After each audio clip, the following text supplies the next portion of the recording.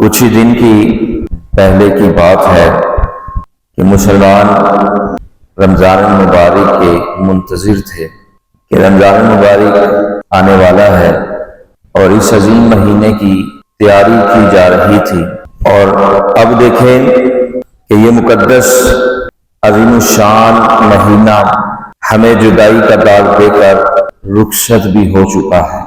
پہلے تھا آ رہا ہے، اب یہ رخصت ہو چکا ہے۔ اب پورے 11 مہینے بعد یہ مقدس مہینہ دوبارہ تشریف لائے گا، پھر خوشیاں ہوں گی، رحمتیں ہوں گی، برکتیں ہوں گی، مگر افسوس نہ جانے ہم یہ برکتیں دیکھ پائیں گے یا اس سے پہلے ہی موت کا ذائقہ چکھ کر قبر میں اتر چکے ہوں گے۔ جب گزر جائیں گے ماہ 11، تیری آمد کا پھر شور ہوگا، کیا میری زندگی کا بھروسہ، الوداع الوداع ماہ رمضان۔